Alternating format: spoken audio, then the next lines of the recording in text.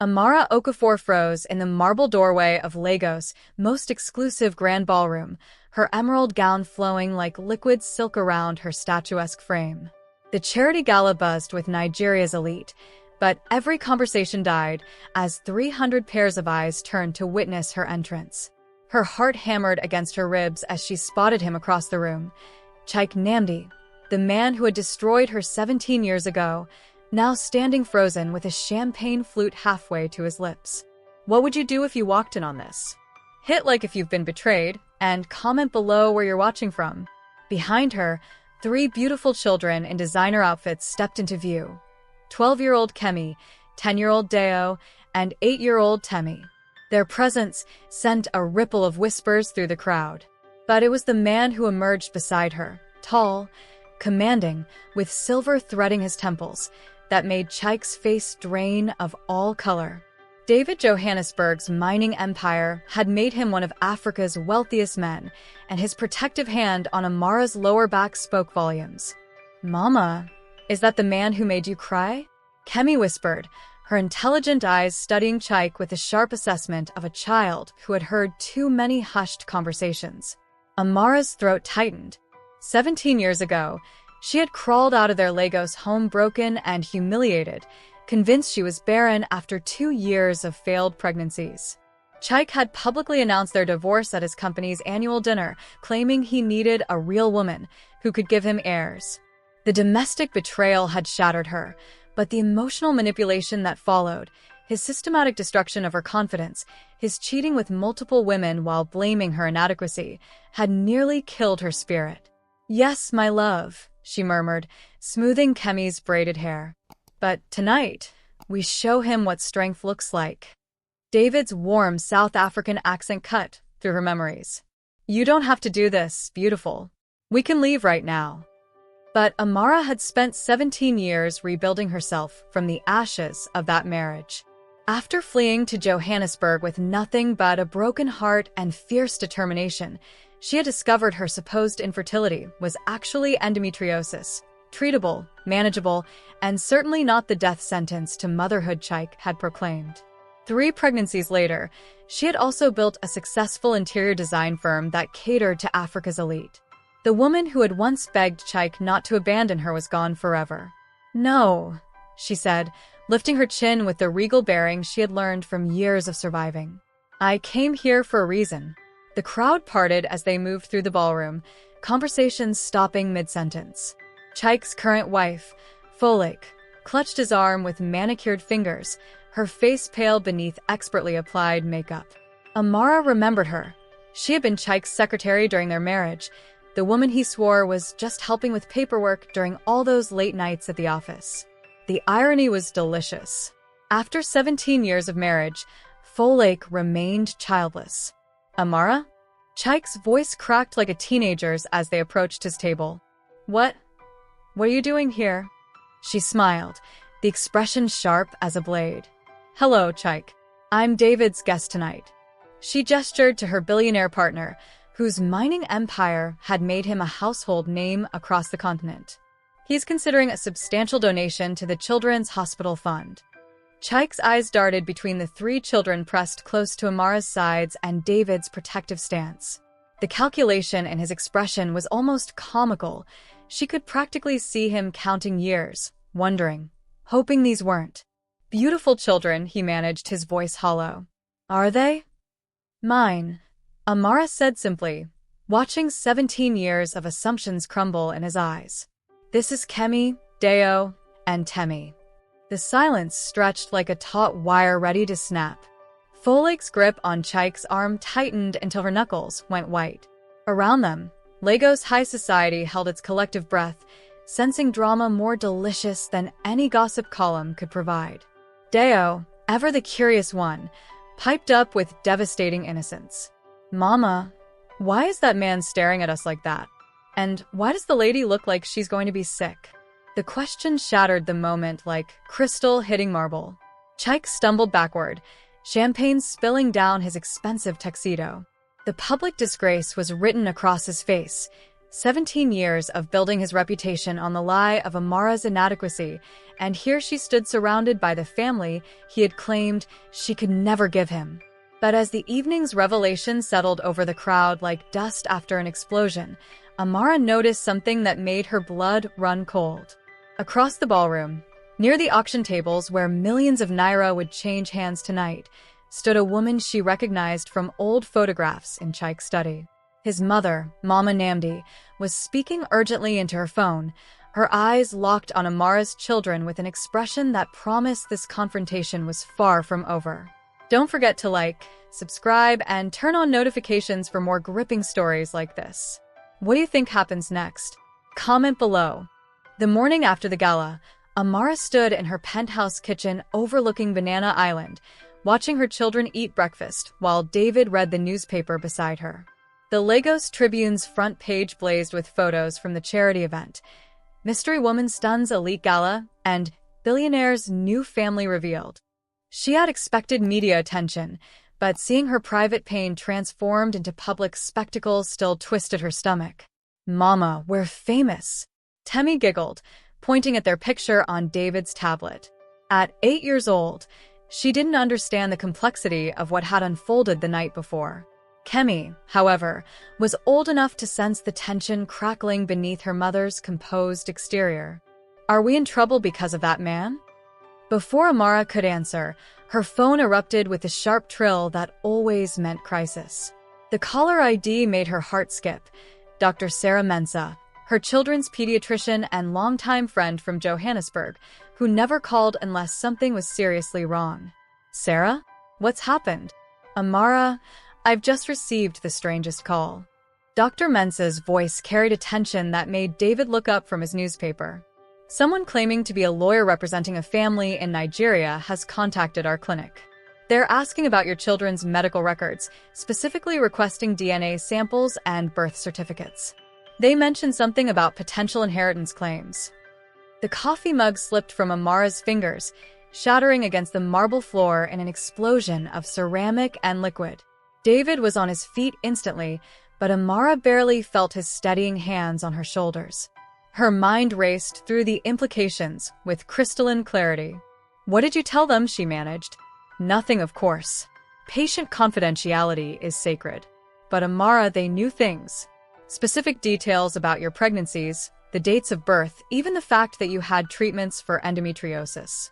Someone with access to very private information is behind this." David took the phone from Amara's trembling hands. "Dr. Mensah, this is David Johannesburg. Did they give you a name for this lawyer?" "Adebayo. Adebayo and Associates. Lagos firm, apparently very expensive. The woman who called said they represent the Namdi family interests." Amara sank into a chair, her legs suddenly unable to support her weight. 17 years of building a life separate from Chaik's influence, 17 years of protecting her children from the toxicity of that family, and now Mama Namdi was reaching across borders to stake some kind of claim. "Mama?" Kemi's voice was small, frightened. "What's wrong?" "Nothing, baby." The lie tasted bitter on Amara's tongue. "Just some grown-up business." But as David continued speaking with Dr. Mensah, arranging additional security for their medical records and discussing legal protections, Amara's mind wandered to a conversation she'd overheard 17 years ago. Chaik's mother speaking to his father in rapid Igbo, words she hadn't fully understood then, but that now took on sinister meaning. "If she can't give us heirs, we'll find another way to secure the bloodline." Had Mama Namdi always known about the endometriosis? Had she deliberately withheld treatment options, allowing Amara to suffer while Chaik blamed her for their childlessness? The emotional manipulation ran deeper than she had ever imagined. David ended the call and immediately began making another. "I'm calling my legal team. This ends today." "No." Amara's voice cut through the kitchen with surprising steel. "This is my fight. Amara, they're going after our children. Your children. I won't stand by and you won't have to." She stood, smoothing her silk robe with hands that no longer trembled. "But I need to handle Chaik and his family my way. I've spent 17 years learning how to be strong. It's time to put that strength to use." David studied her face, clearly wanting to argue, but something in her expression must have convinced him. What do you need from me? Your legal connections, your resources, but not your interference. This is about more than money or custody threats. This is about power, control, and a family that tried to destroy me once before. She looked at her children, who were listening with the intense concentration of young people trying to understand an adult world suddenly intruding on their safe space. They want a war? They'll get one. Her phone buzzed with a text message from an unknown Lagos number. We need to talk. Coffee at the Eco Hotel Lounge, 2 p.m. Come alone, or this gets much worse for everyone. See. Amara showed David the message, watching his jaw tighten with barely controlled anger. Absolutely not. This could be a trap. Of course it's a trap. Amara's smile held no warmth. But Chaik always was predictable. He thinks he can intimidate me into compliance, make me disappear quietly like I did 17 years ago. She kissed each of her children on the forehead, breathing in their familiar scent of honey and sunshine. He's about to learn how wrong he is. As she headed upstairs to dress for battle, Amara's phone chimed again. This message made her blood freeze. Beautiful children. It would be such a shame if anything happened to disrupt their perfect little lives. Looking forward to our chat. Amen. Mama Namdi wasn't just threatening legal action. She was threatening her babies. The war had officially begun. The Eco Hotel's opulent lounge buzzed with the quiet conversation of Lagos's power brokers, but Amara felt the weight of hostile eyes as she navigated between crystal chandeliers and marble columns. She had chosen her outfit carefully, a navy blue power suit that spoke of success without ostentation, her natural hair styled in an elegant updo that showcased the diamond earrings David had given her for their anniversary. She looked like exactly what she was, a woman who had climbed from the ashes to build an empire. Chaik sat in a corner booth, his face a mask of barely controlled desperation. 17 years had not been kind to him. His hairline had receded, his once athletic frame now soft around the middle, and his eyes held the haunted look of a man whose carefully constructed world was crumbling. Beside him sat his mother, Mama Namdi, her traditional geli wrapped with imperial precision, her eyes sharp as broken glass. Amara. Chaik stood as she approached, a gesture that might have seemed respectful if not for the tremor in his voice. You look, well. She didn't sit immediately, letting the silence stretch until both mother and son shifted uncomfortably. You have 30 minutes. Start talking.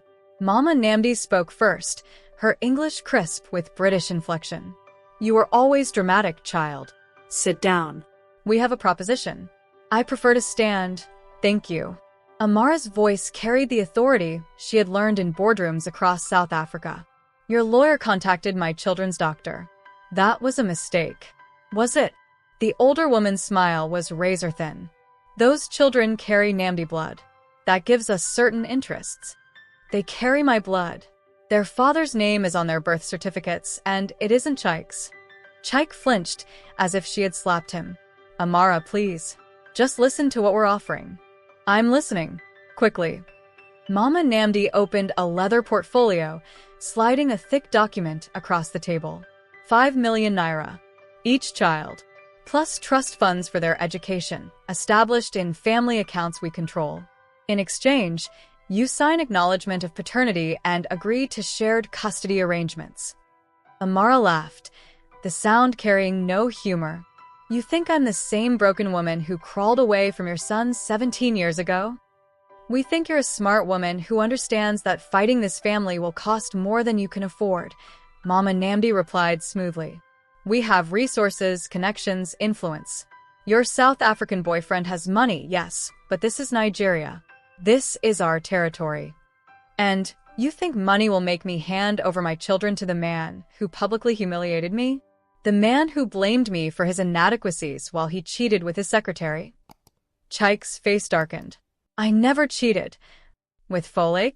With Adana from accounting? With that girl from the hotel bar whose name I never learned? Amara's voice cut like a blade. I may have been naive then, Chaik, but I wasn't blind. The domestic betrayal hung in the air between them like a toxic cloud. Around them, Other patrons were beginning to stare, drawn by the tension crackling at their table.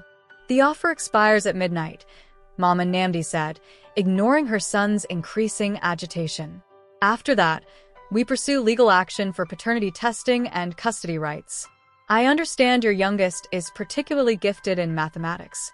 She would thrive in our family schools." The threat was clear. Amara felt something cold and predatory unfurl in her chest, a part of herself she had kept carefully contained for 17 years. "You want to play this game? Fine. But understand that I'm not the woman you remember." She pulled out her own phone, scrolling to a specific contact. "David? Yes, I need you to make that call to your friend at the Tribune." "The investigative journalist?" "Yes, her." She kept her eyes locked on Chaik's increasingly pale face. "I think it's time for a deeper look into the Namdi family business practices. Didn't you mention something about irregular permits on that new development?" Chaik lunged forward, grabbing her wrist. "You can't. Don't touch me." The words carried such venom that he immediately released her. "You want to threaten my children? Let's see how your construction empire handles a federal investigation into those government contracts you've been winning so mysteriously." Mama Namdi's composure finally cracked. "You little." "Careful." Amara's smile could have frozen blood. "We're in public, and unlike 17 years ago, I'm not afraid to make a scene." She turned to leave, then paused. "Oh, and Chaik? Next time you want to play games with custody, remember that I have something you'll never have: children who actually want to be with their parent." As she walked away, her phone buzzed with a message from David's security team. "Package delivered to subject's residence." Photos attached. The photos showed Chaik and Folake's house surrounded by news vans, reporters camped on their manicured lawn, and neighbors peering from behind curtains. The story had broken early. David's journalist friend was apparently very efficient. But as Amara reached the hotel lobby, another message appeared, this one from an unknown number. "You think you've won something today. You have no idea what you've just started. Those children will learn the price of your arrogance." This wasn't Mama Nambi's crisp English or Chaik's desperate pleading. This was someone else entirely, and the threat felt far more dangerous than legal papers or custody battles. Someone else was playing this game, and they were playing for keeps. Don't forget to subscribe and hit that notification bell. What do you think Amara should do next? Comment your thoughts on this family drama below. That evening, Amara paced her penthouse living room like a caged lioness, David's concerned gaze tracking her movement while the children played video games in the next room, blissfully unaware of the storm gathering around them. The Lagos skyline glittered beyond floor-to-ceiling windows, but the beauty felt hollow against the weight of unnamed threats and family warfare. "The security footage from the hotel shows someone watching your meeting with Chaik," David said, closing his laptop with a decisive snap. "Professional surveillance, not random curiosity. My team is analyzing the faces, but whoever orchestrated this knew exactly when and where you'd be." "It's not just about custody," Amara murmured, her mind racing through 17 years of suppressed memories. Mama Namdi was always obsessed with bloodlines, with continuing the family legacy. "But there's something else. Something I'm missing." Her phone rang, Dr. Mensah calling back from Johannesburg. "Amara, I've been thinking about that call from the Lagos lawyers. They asked very specific questions about your fertility treatments, but also about something else.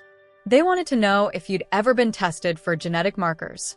Specifically, they mentioned something about sickle cell traits and blood compatibility." The pieces clicked together in Amara's mind with sickening clarity. "Sarah, I need you to pull my old medical files. Everything from when I was married to Chaik.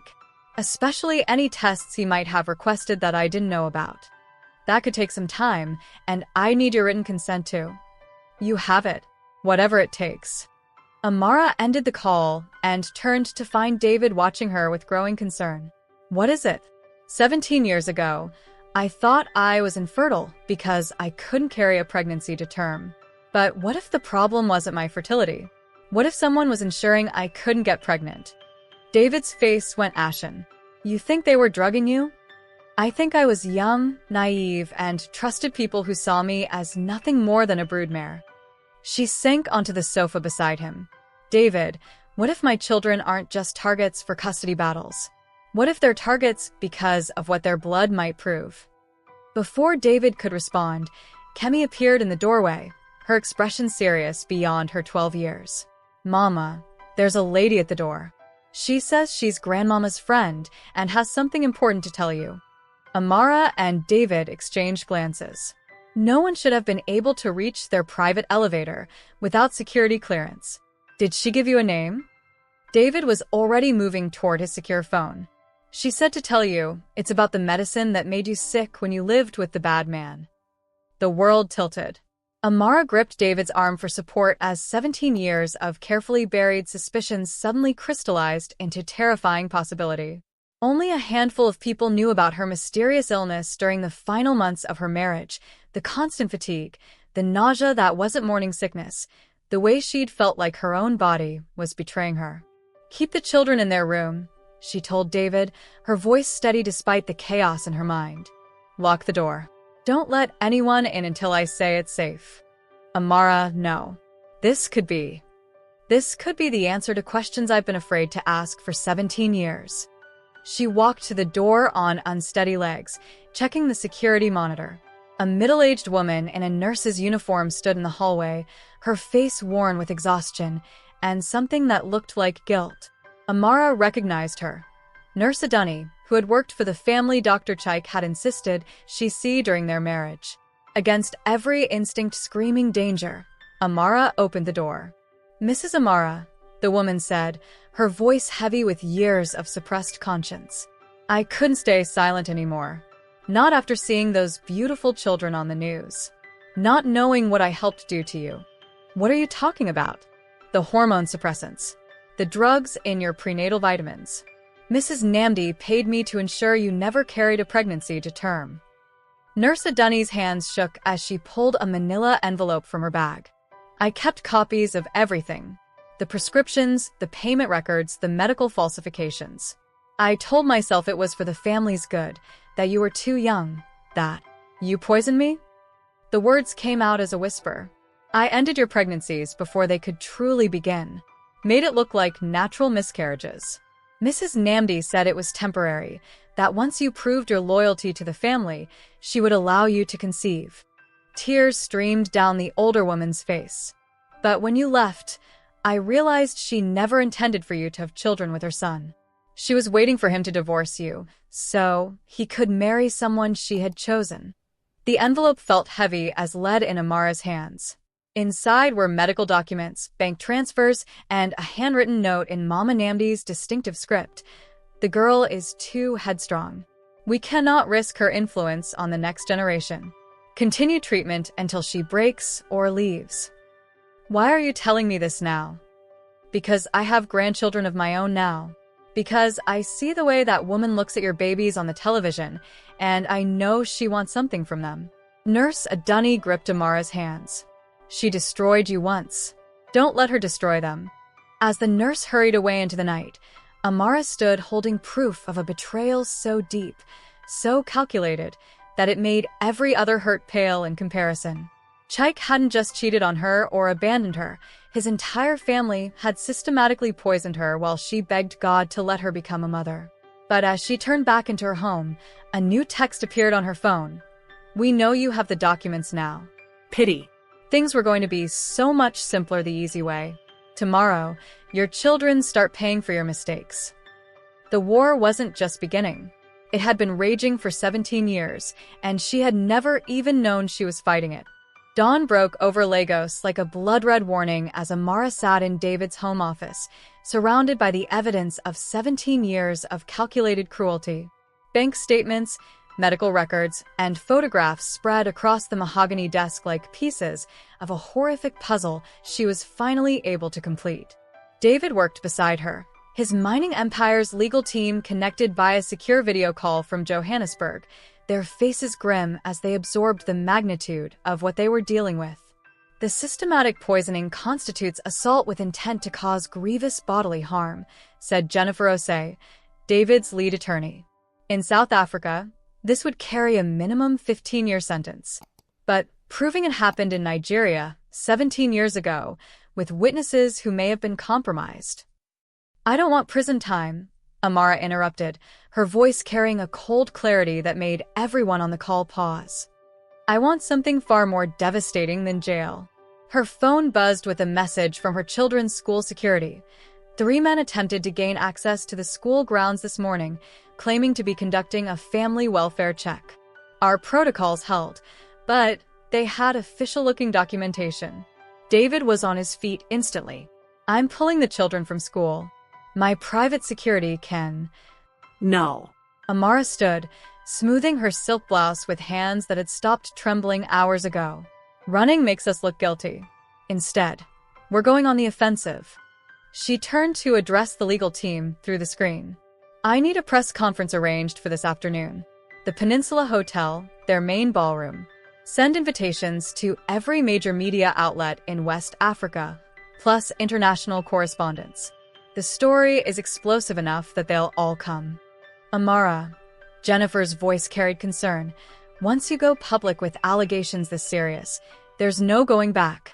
The Namdi family will throw everything they have at discrediting you. Let them try. Amara's smile held the sharp edge of a woman who had finally stopped being afraid. Nurse Adunni gave me more than just documents last night. She gave me a list of every medical professional, every pharmacist, every person who participated in their conspiracy. Some of them are still alive, still working, still carrying the guilt of what they did.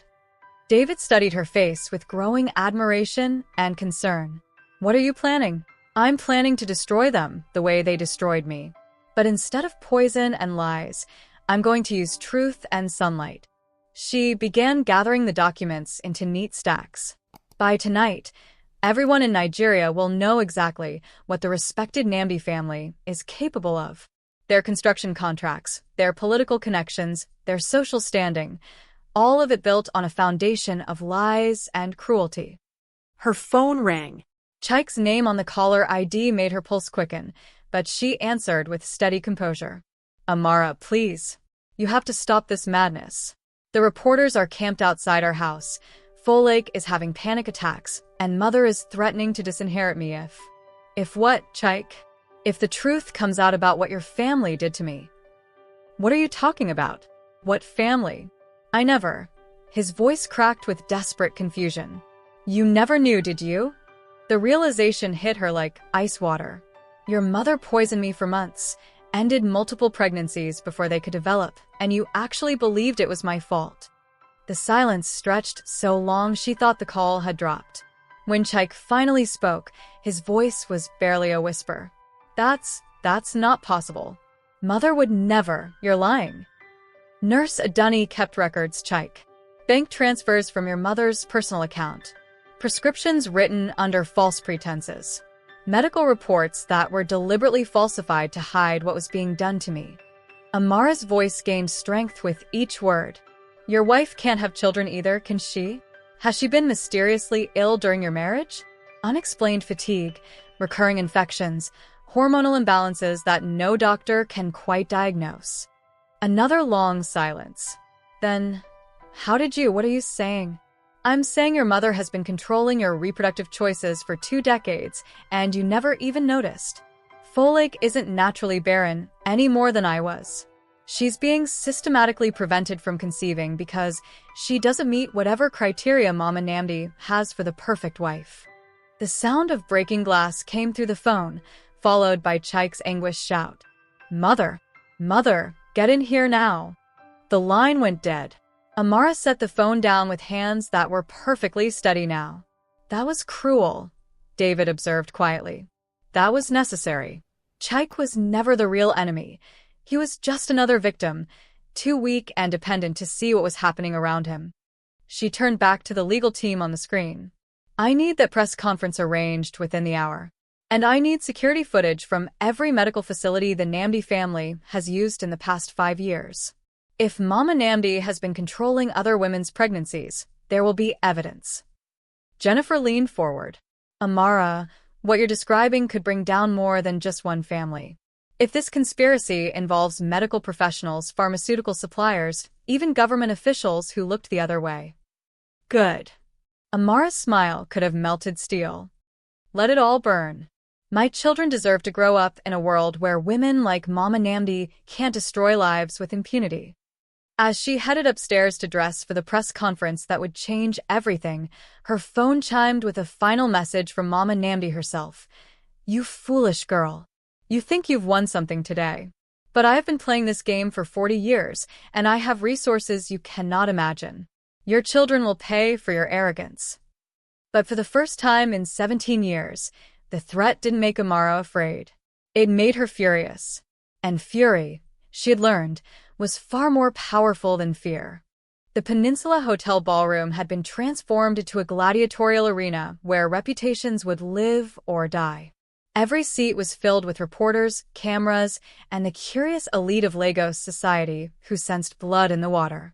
Amara stood at the podium in a crisp white suit that spoke of purity and truth, the documents that would destroy the Namdi family arranged before her like weapons of war. Ladies and gentlemen, she began, her voice carrying clearly through the packed room, 17 years ago, I was a young wife who believed that her body was betraying her dreams of motherhood.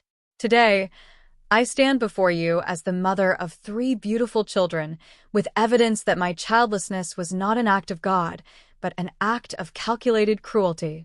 The room fell silent as she held up the first document, bank statements showing regular payments from Mama Namdi to Nurse Aduni. These records prove that my former mother-in-law paid medical professionals to poison me during my marriage to her son. Hormone suppressants, disguised as prenatal vitamins. Drugs designed to end pregnancies before they could develop, all to maintain control over what she saw as an unsuitable bloodline. Cameras flashed like lightning as she continued, each revelation more damaging than the last. The medical falsifications, the conspiracy of silence, the systematic abuse disguised as family concern, all of it laid bare under the unforgiving lights of public scrutiny. But this is not just about one woman's revenge, Amara continued, her voice gaining power. Investigation into the Namdi family's medical history reveals a pattern of reproductive control spanning multiple generations. Women who married into this family have experienced mysteriously high rates of miscarriage, infertility, and unexplained illness. This is not coincidence. This is systematic abuse. A reporter raised her hand. Mrs. Johannesburg, do you have evidence that this abuse continues today? Amara smiled, and those who knew her well recognized the expression as dangerous. I have medical records showing that Folake Namdi, the current wife, has been receiving similar treatments without her knowledge or consent. Like me, she has been led to believe her body is failing her, when in reality, her reproductive system is being deliberately sabotaged. The explosion of questions from the press corps was deafening, but Amara held up her hand for silence. There's more. The Namdi construction empire has built its success on government contracts obtained through political connections. Connections maintained through blackmail, coercion, and the systematic collection of compromising information about officials' personal lives. I have documents proving. The ballroom doors burst open with a crash that silenced the entire room. Chaik stumbled in, his face wild with grief and rage, followed by 2 security guards who were clearly struggling to contain him. You want the truth? He shouted, his voice breaking. I'll give you the truth. Amara watched with detached fascination as 17 years of careful control finally shattered. Chaik pushed toward the podium, cameras tracking his every stumbling step.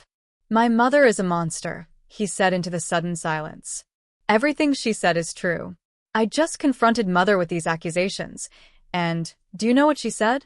She said it was for the good of the family bloodline, that Amara was too independent, too strong-willed to produce proper heirs. He turned to face Amara directly, tears streaming down his face. She's been controlling Folake's pregnancies too. My wife has been in and out of hospitals for 15 years, and I never questioned why she couldn't conceive. I just accepted Mother's explanation that some women aren't meant to be mothers. The confession sent shockwaves through the assembled crowd. This wasn't just a story about one woman's revenge anymore. It was a multi-generational saga of abuse and control that struck at the heart of traditional family power structures. Where is your mother now? A reporter called out. Chaik's laugh held no humor. Gone. Disappeared sometime this morning with her personal documents and a significant amount of cash from our business accounts. But not before she left me this. He held up a handwritten note. She says Amara's children are still fair game. That what happened 17 years ago was just the beginning. Amara felt David's protective hand on her shoulder, but her attention was focused on the exit doors where she'd spotted two figures in dark suits who didn't look like reporters or hotel staff. Professional surveillance, just like at the hotel yesterday. The press conference is over, she announced, beginning to gather her documents. My legal team will be distributing copies of all evidence to relevant authorities and media outlets. But as the crowd began to disperse and security moved to escort her family to safety, her phone buzzed with a message that made her blood run cold. Beautiful speech. Too bad your children won't be there to see how it ends. Check your house. David was already on his secure phone, connecting to their home security system, his face going pale as the feed loaded. The penthouse is empty. Security cameras show signs of a struggle. Professional job, they knew exactly how to disable our systems. Amara's composure finally cracked. Where are my babies? The answer came as another text, this one with an attached photo. Kemi, Deo, and Temi sitting in what appeared to be a luxury car, their faces showing confusion and fear but not immediate harm. You have 24 hours to retract everything you've said publicly and sign custody agreements. The next 18 hours passed in a blur of police reports, private investigators, and David's extensive network of security contacts mobilizing across West Africa. Amara sat in the Lagos police headquarters like a statue carved from marble, her exterior calm masking the hurricane of rage and terror threatening to tear her apart from the inside. Every minute that passed without word of her children felt like a blade twisting deeper into her chest. The car was found abandoned near Murtala Muhammad Airport, Detective Inspector Adebayo reported, his weathered face grim, with professional concern. But there's no record of the Namdi woman or any children matching your descriptions on any flights out of Lagos. She's not fleeing, Amara said quietly, her voice hoarse from hours of questioning and desperate phone calls. She's hiding. Somewhere she feels safe, somewhere she has control. David paced behind her chair, his usually immaculate appearance disheveled from a sleepless night of coordinating search efforts. My contacts in Johannesburg are monitoring all border crossings. If she tries to leave Nigeria, we'll know. She won't leave. Not yet. Amara stood, her legs unsteady, but her mind crystallizing with sudden clarity. This isn't about the children. It's about breaking me. Making me publicly recant everything I revealed yesterday. She wants me to destroy my own credibility, my own case against her. Her phone rang, an unknown number with a Lagos area code. Mama. Kemi's voice cracked through the speaker, and Amara nearly collapsed with relief at hearing her daughter alive and seemingly unharmed. Mama, we're okay, but this old lady says.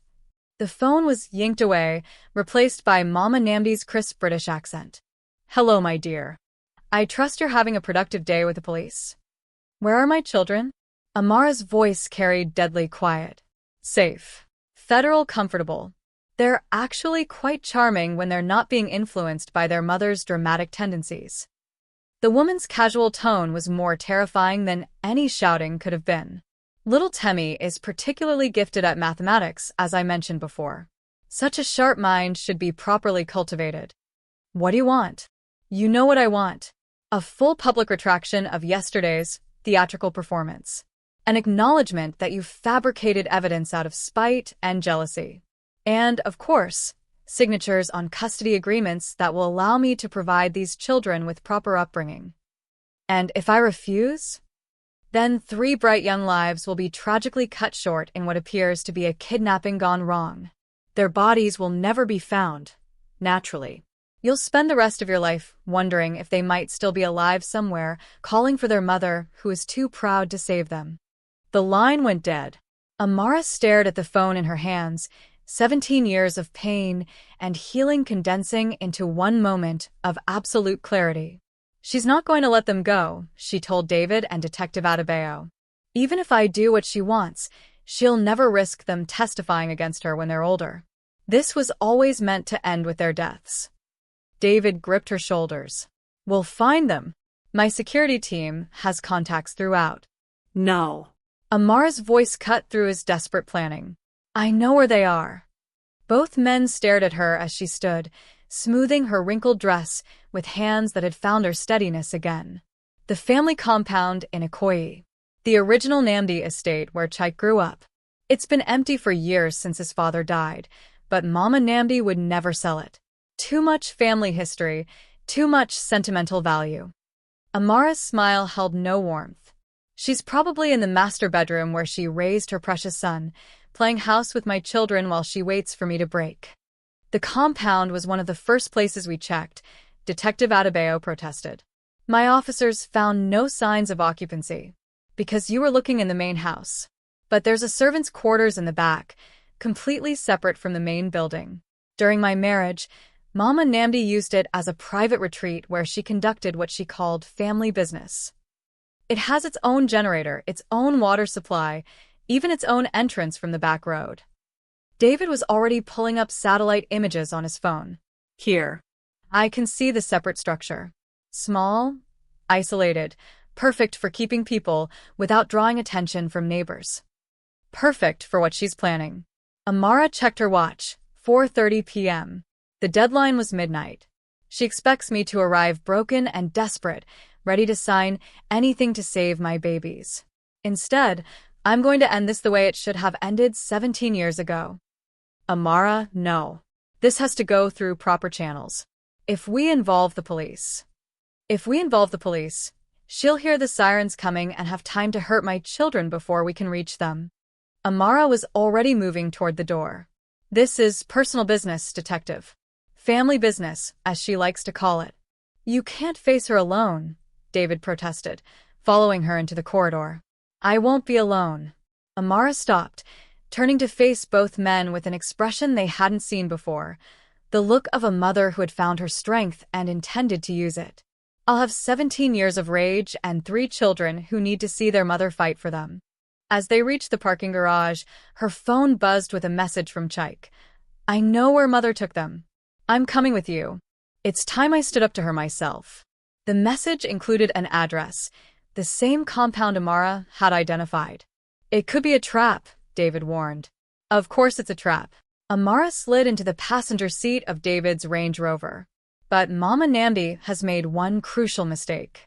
She thinks I'm still the same broken woman who ran away 17 years ago. She's about to learn just how wrong she is. As they pulled out into Lagos traffic, racing toward a confrontation that had been 17 years in the making, Amara's phone chimed with one final message from Mama Namdi. Hurry along, my dear. The children are asking for their mother, and it would be such a pity if they had to wait much longer to say goodbye. The war was about to reach its bloody conclusion.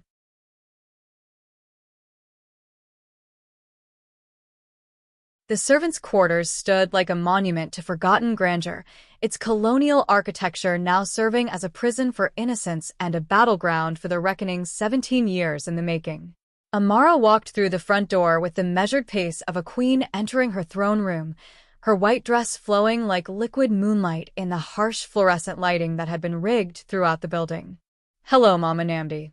Her voice carried clearly through the silence as she entered the main room where her children sat bound to chairs, their eyes wide but fierce with inherited courage. I received your invitation. The older woman stood behind Temi's chair like a general surveying conquered territory, her traditional wrapper and galley immaculate despite the circumstances. A heavy pistol rested casually in her right hand, its barrel pointed toward the ceiling in a gesture that managed to be both non-threatening and absolutely menacing.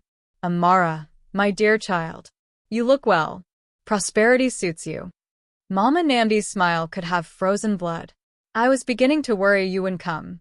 The children have been asking for you. Mama. Deo's voice cracked with relief and terror. She said you weren't coming, that you didn't love us enough to. Hush, child. Mama Namdi's voice cut through his words like a blade. Your mother and I have important business to discuss. Amara forced herself to remain still, to project calm confidence while her heart screamed at the sight of her babies in danger. Each of them showed signs of rough handling. Kemi's lip was split. Deo had bruising on his wrists from struggling against his bonds, and little Temmie's dress was torn. But they were alive, aware, and their eyes tracked their mother's movement with a sharp intelligence that had always made her proud. "Let them go," Amara said simply. "This is between us. It was always between us." "Oh, but that's where you're wrong, my dear. This was never about us. This was about bloodlines, inheritance, and the proper order of family hierarchy." Mama Namdi moved behind Kemi's chair, her free hand resting on the girl's shoulder with false gentleness. "These children carry Namdi blood, whether you acknowledge it or not. That makes them family property. They carry my blood. They bear another man's name. You have no claim on them. Don't I?" The older woman's laugh held no humor. "Did you really think I didn't know about your little medical investigation? About the evidence you've been gathering? You see, my dear, I've been playing this game for 40 years, and I always ensure I have the winning hand." She gestured toward a laptop open on a nearby table, its screen showing what appeared to be financial records and legal documents. "Paternity tests, conducted years ago from samples I obtained during their medical checkups in Johannesburg. DNA analysis confirming what I've always known. These children are Chaik's biological offspring, conceived during those final desperate months of your marriage when you were so eager to prove your worth as a wife." The revelation hit Amara like a physical blow, but she kept her expression carefully neutral. "Impossible. I was on hormone suppressants. You made sure I couldn't conceive. I made sure you couldn't carry a pregnancy to term in Nigeria, where I could control the medical narrative. But I never anticipated that you would flee to South Africa, where different doctors with different protocols would successfully treat your endometriosis and allow those 3 precious lives to develop properly." Mama Namdi's smile was triumphant. "You see, my dear, you were already pregnant when you left Lagos. You just didn't know it yet." The mathematics aligned with horrible precision.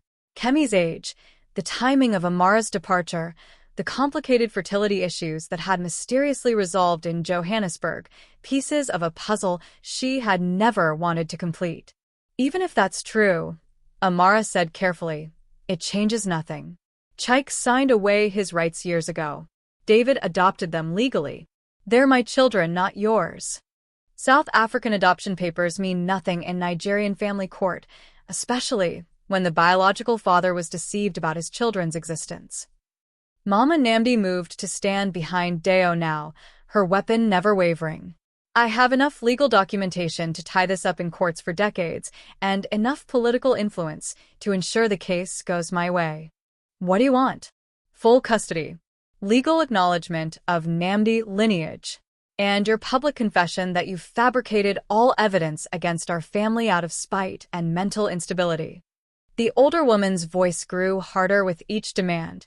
"You will also sign agreements ensuring these children receive proper traditional education and values training under my direct supervision. And if I refuse?" Mama Namdi's expression never changed as she lowered the gun to press against Deo's temple. "Then we discover how much your pride is worth compared to your son's life." The moment crystallized with perfect, terrible clarity. 17 years of running, healing, building a new life, and fighting for justice. All of it reduced to this single choice between submission and unspeakable loss. But as Amara looked at her children's faces, she saw something that changed everything. They weren't afraid of her failing them. They were waiting for her to fight. Kemi's eyes flicked toward the window behind Mama Namdi, then back to her mother with a tiny nod. Smart, brave, beautiful Kemi, who had inherited her father's analytical mind and her mother's steel spine. "You're right," Amara said, her voice carrying defeated resignation that was only partially feigned. "I can't lose them. I'll sign whatever you want." "Excellent. The documents are on the table. Sign each page, and we can end this unpleasant business." Amara moved toward the laptop, her steps slow and careful, her peripheral vision tracking the positioning of everyone in the room. As she reached for the pen beside the documents, glass exploded inward from the window behind Mama Namdi as David's security team made their entry. In the chaos that followed, shouts, gunfire, Children screaming. Amara threw herself toward her babies while Mama Nambi spun toward the window, weapon raised. The shot that ended 17 years of terror came from an unexpected source. Chaik, standing in the doorway behind his mother, his father's old hunting rifle smoking in his shaking hands. "I'm sorry, Mother," he whispered as she crumpled to the floor. "I'm finally sorry for all of it." But even as Amara gathered her children into her arms, checking frantically for injuries while David's team secured the scene, she knew this wasn't over. Because Mama Namdi's final expression hadn't been one of defeat. It had been one of satisfaction, as if everything was going exactly according to plan. The servants' quarters stood like a monument to forgotten grandeur, its colonial architecture now serving as a prison for innocence and a battleground for the reckoning 17 years in the making. Amara walked through the front door with the measured pace of a queen entering her throne room, her white dress flowing like liquid moonlight in the harsh fluorescent lighting that had been rigged throughout the building. "Hello, Mama Namdi." Her voice carried clearly through the silence as she entered the main room where her children sat bound to chairs, their eyes wide but fierce with inherited courage. "I received your invitation." The older woman stood behind Temmie's chair like a general surveying conquered territory, her traditional wrapper and galley immaculate despite the circumstances. A heavy pistol rested casually in her right hand, its barrel pointed toward the ceiling in a gesture that managed to be both non-threatening and absolutely menacing. "Amara, my dear child, you look well. Prosperity suits you." Mama Namdi's smile could have frozen blood. "I was beginning to worry you wouldn't come. The children have been asking for you." "Mama." Deo's voice cracked with relief and terror. "She said you weren't coming, that you didn't love us enough to." "Hush, child." Mama Namdi's voice cut through his words like a blade. "Your mother and I have important business to discuss." Amara forced herself to remain still, to project calm confidence, while her heart screamed at the sight of her babies in danger. Each of them showed signs of rough handling. Kemi's lip was split, Deo had bruising on his wrists from struggling against his bonds, and little Temmie's dress was torn. But they were alive, aware, and their eyes tracked their mother's movement with the sharp intelligence that had always made her proud. "Let them go," Amara said simply. "This is between us. It was always between us." "Oh, but that's where you're wrong, my dear. This was never about us. This was about bloodlines, inheritance, and the proper order of family hierarchy." Mama Namdi moved behind Kemi's chair, her free hand resting on the girl's shoulder with false gentleness. "These children carry Namdi blood, whether you acknowledge it or not. That makes them family property. They carry my blood.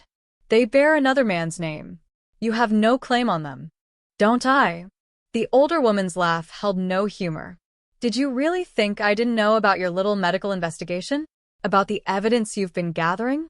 You see, my dear, I've been playing this game for 40 years, and I always ensure I have the winning hand." She gestured toward a laptop open on a nearby table, its screen showing what appeared to be financial records and legal documents. "Paternity tests, conducted years ago from samples I obtained during their medical checkups in Johannesburg. DNA analysis confirming what I've always known.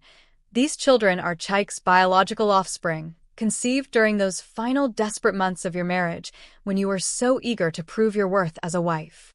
The revelation hit Amara like a physical blow, but she kept her expression carefully neutral. "Impossible. I was on hormone suppressants. You made sure I couldn't conceive. I made sure you couldn't carry a pregnancy to term in Nigeria, where I could control the medical narrative. But I never anticipated that you would flee to South Africa, where different doctors with different protocols would successfully treat your endometriosis and allow those 3 precious lives to develop properly." Mama Namdi's smile was triumphant. "You see, my dear, you were already pregnant when you left Lagos. You just didn't know it yet." The mathematics aligned with horrible precision. Kemi's age, the timing of Amara's departure, the complicated fertility issues that had mysteriously resolved in Johannesburg, pieces of a puzzle she had never wanted to complete. "Even if that's true," Amara said carefully, "it changes nothing. Chaik signed away his rights years ago. David adopted them legally. They're my children, not yours. South African adoption papers mean nothing in Nigerian family court, especially when the biological father was deceived about his children's existence. Mama Namdi moved to stand behind Deo now, her weapon never wavering. I have enough legal documentation to tie this up in courts for decades, and enough political influence to ensure the case goes my way. What do you want? Full custody, legal acknowledgement of Namdi lineage, and your public confession that you fabricated all evidence against our family out of spite and mental instability. The older woman's voice grew harder with each demand. You will also sign agreements ensuring these children receive proper traditional education and values training under my direct supervision. And if I refuse? Mama Namdi's expression never changed as she lowered the gun to press against Deo's temple. Then we discover how much your pride is worth compared to your son's life. The moment crystallized with perfect, terrible clarity. 17 years of running, healing, building a new life, and fighting for justice. All of it reduced to this single choice between submission and unspeakable loss. But as Amara looked at her children's faces, she saw something that changed everything. They weren't afraid of her failing them. They were waiting for her to fight. Kemi's eyes flicked toward the window behind Mama Namdi, then back to her mother with a tiny nod. Smart, brave, beautiful Kemi, who had inherited her father's analytical mind and her mother's steel spine. You're right, Amara said, her voice carrying defeated resignation that was only partially feigned. I can't lose them. I'll sign whatever you want. Excellent. The documents are on the table. Sign each page, and we can end this unpleasant business. Amara moved toward the laptop, her steps slow and careful, her peripheral vision tracking the positioning of everyone in the room. As she reached for the pen beside the documents, glass exploded inward from the window behind Mama Namdi as David's security team made their entry. In the chaos that followed, shouts, gunfire, children screaming, Amara threw herself toward her babies while Mama Namdi spun toward the window, weapon raised. The shot that ended 17 years of terror came from an unexpected source. Chaik, standing in the doorway behind his mother, his father's old hunting rifle smoking in his shaking hands. I'm sorry, Mother, he whispered as she crumpled to the floor. I'm finally sorry for all of it. But even as Amara gathered her children into her arms, checking frantically for injuries while David's team secured the scene, she knew this wasn't over. Because Mama Namdi's final expression hadn't been one of defeat. It had been one of satisfaction, as if everything was going exactly according to plan.